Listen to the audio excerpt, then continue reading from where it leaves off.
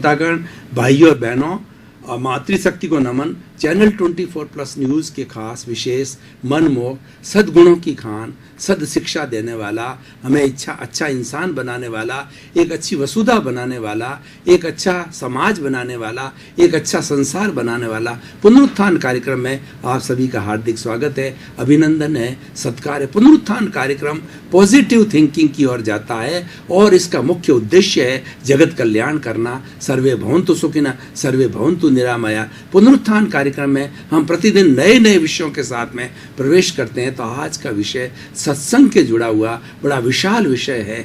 आज का विषय है भक्ति की रचनात्मकता। आज हम जो बात करेंगे वह भक्ति मार्ग के संबंधी बात करेंगे। भक्ति का अर्थ होता है समर्पण, अपने आप को सौंप देना, अपने आप को उसके वशीभूत हो जाना। वह समर्पण जितना है सब भक्ति होती है। जैसे कि मान लीजिए कि एक पेशेंट है, अगर वो डॉक्टर को समर्पित हो जाता है, यानी डॉक्टर में उसको विश्वास पैदा हो जाता है, व्यक्ति को ईश्वर के अंदर विश्वास पैदा हो जाता है, तो वहाँ से भक्ति मार्ग प्रारंभ हो जाता है।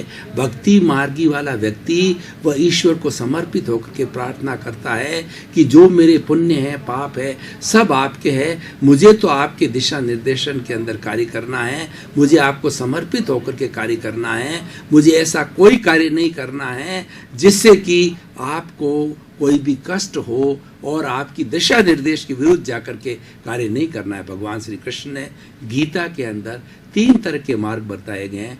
कर्म योग, दूसरा ज्ञान योग, तीसरा भक्ति योग और एक फलित रूप के अंदर ध्यान योग है।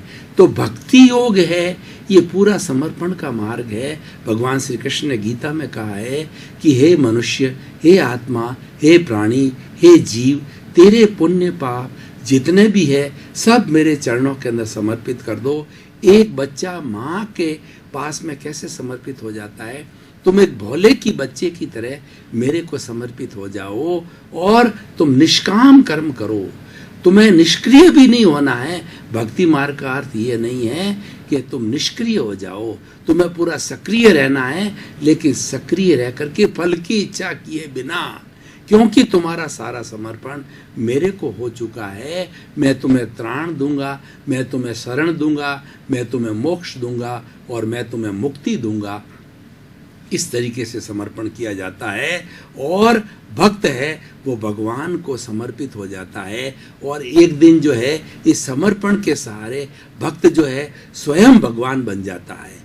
भाई और बहनों, दर्शकगण, श्रोतागण, सबसे सरल मार्ग भक्ति मार्ग है और ये 15वीं सदी के अंदर भक्ति मार्गी के बहुत संत हुए थे। एक माहौल बना था कि हमारे यहाँ पर जो मुगलों का राज था और मुगलों ने इतनी त्रासदी कर दी थी, हमारी इतना तिरस्कार कर दिया था, हमारे बहन बेटियों को और हमारी जो है मनुष्यों को इतना इंसल्ट कर दिया गया था कि ईश्वर को लोग समर्पित हो गए। और उस समय में कबीरदास जी, चैतन्य प्रभु, भक्त रैदास, बहुत बड़े बड़े भक्ति मार्गी संत हुए और उन्होंने सारी स्थिति को संभाला।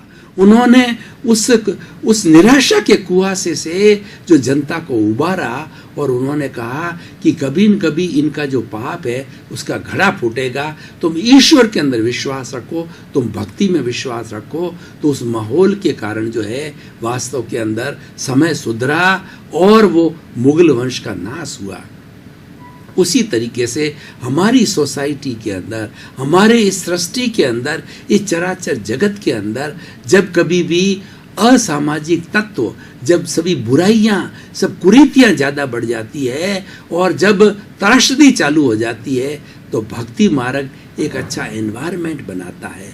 भक्ति मार्ग एक प्रतिरोधात्मक शक्ति जो है इस चराचर जगत को देता है, कॉस्मॉस को, जगत को देता है। कॉस्मॉस के अंदर जो विघटन हुआ है उसका पुनः संतुलन होता है। आपने भी कभी महसूस किया होगा भाई और बहनों, हम चारों तरफ से कभी गिर जाते हैं, इतने निराश हो जाते हैं। घर का कोई एक बड़ा विश्वसनीय व्यक्ति और घर का हमारा जो अम्ब्रेला है, शेल्टर है, वह चला जाता है और हमको महसूस होता है कि हम अनाथ हो गए। चारों तरफ से जो है हम इतने उदास हो जाते हैं। उस वक्त हम ईश्वर को याद करते हैं।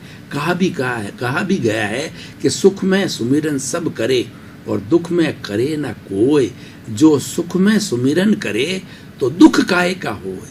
यानी जब हमें कष्ट आता है तब हम ईश्वर को समर्पित होते हैं, हम भक्ति मार्ग के अंदर जाते हैं।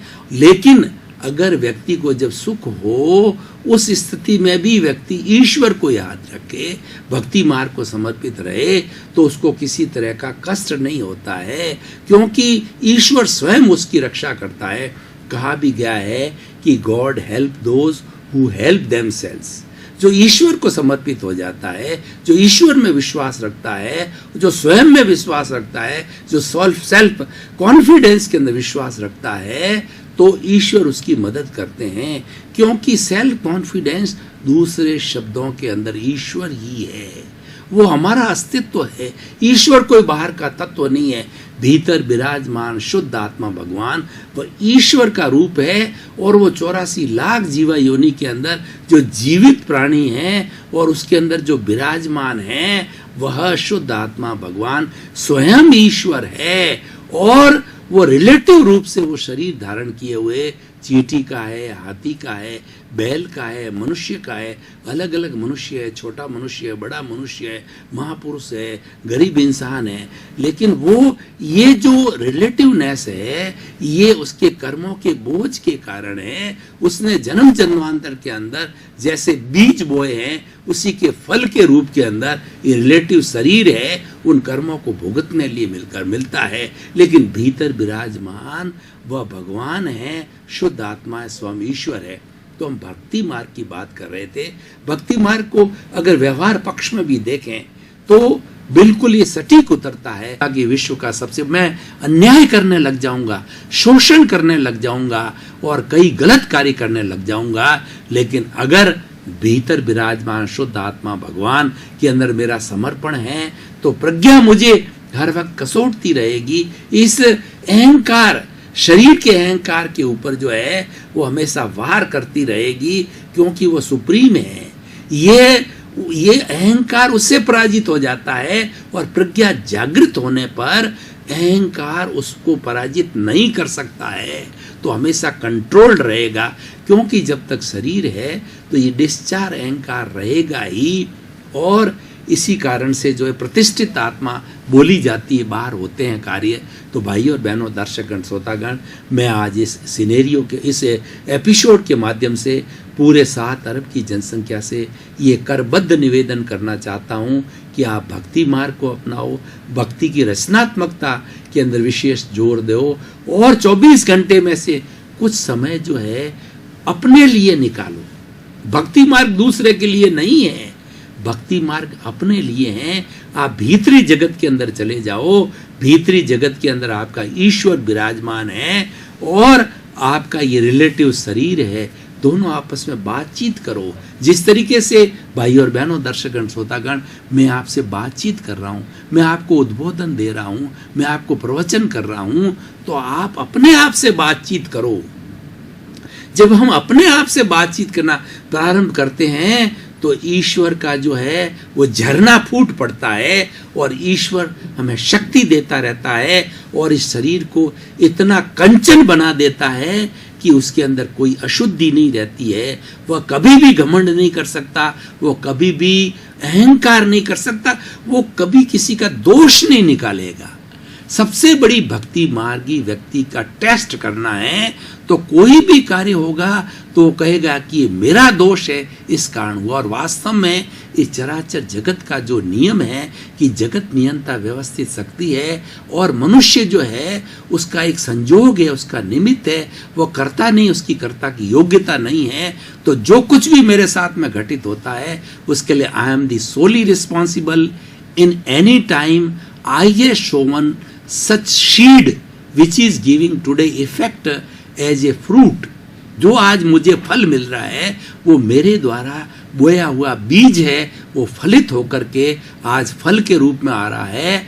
तो ये दोष अगले का नहीं है, वह तो निर्दोष है, वो तो मेरी मदद कर रहा है, हमें उसके प्रति कृतज्ञता ज्ञापित करना चाहिए कि मेरे वो दोष निकाल रहा है, मेरे को एनओसी दे रहा है। जब तक उसकी एनओसी, उसके साथ हमने कोई अच्छा बुरा कार्य किया है, जब तक उसकी एनओसी प्राप्त नहीं हो जाएगी, 84 लाख जीवा योनि की डायरेक्ट इनडायरेक्ट प्रत्यक्ष अप्रत्यक्ष एनओसी नहीं प्राप्त होने से हमारी मुक्ति नहीं है, और हम मुक्ति नहीं होगी जब तक हम अक्षय सुख परम सत्य को प्राप्त नहीं कर सकते।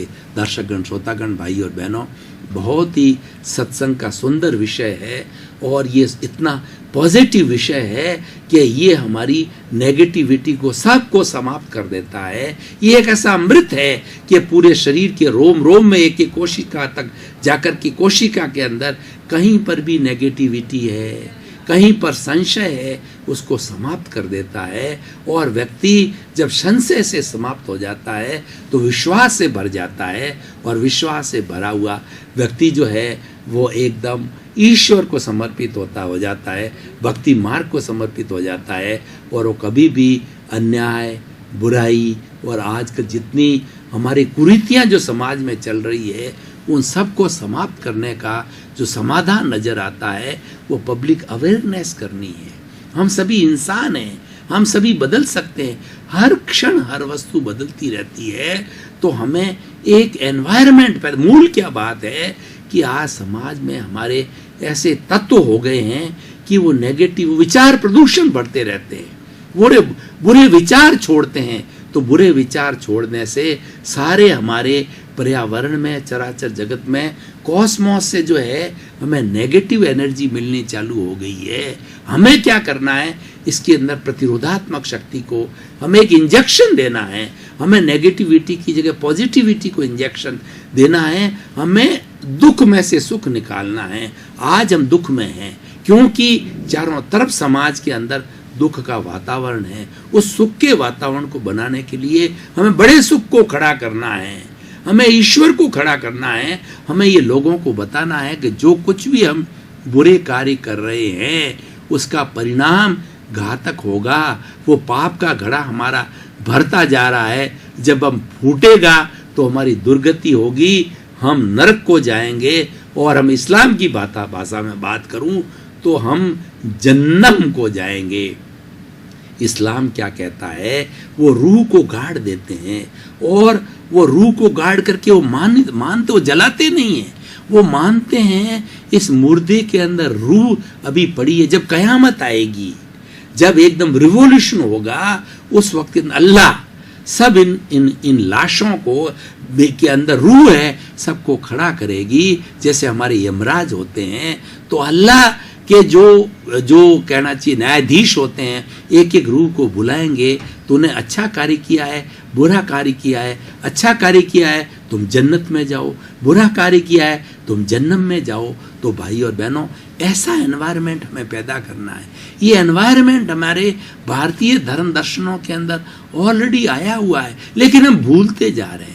सबसे बड़ी बात है, हम पता नहीं कहाँ भटक गए हैं। हमने धन को परमात्मा बना दिया है, ईश्वर बना दिया है, और 24 घंटे भज कलदारम हम उस चक्कर के 99 के चक्कर के अंदर पड़े हुए हैं, और इंद्रिय सुख के अंदर पड़े हुए हैं।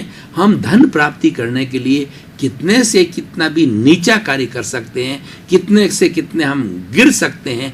इस जो है हमारी भावधारा को, इस चिंतन को हमें बदलना है। आज से 30, 40, 50 साल पहले ये चिंतन बिल्कुल उल्टा था। मैं एक व्रत खींचता हूँ, व्रत के अंदर एक सेंटर होता है और एक परिधि होता है। सेंटर में मनुष्य था। मनुष्य का अर्थ मानवता, ज्ञान, सद्गुण, चरित्रवान व्यक्ति पूजनीय हुआ करते थे समाज में। उनसे लोग परामर्श लेते थे, उनको पूजते थे और उनको अपना आदर्श मानते थे। तभी ये जो परिधि के ऊपर जो धन था वो परिधि पर था। लेकिन आज 20-30 वर्षों के अंदर हमने खाका उलट दिया।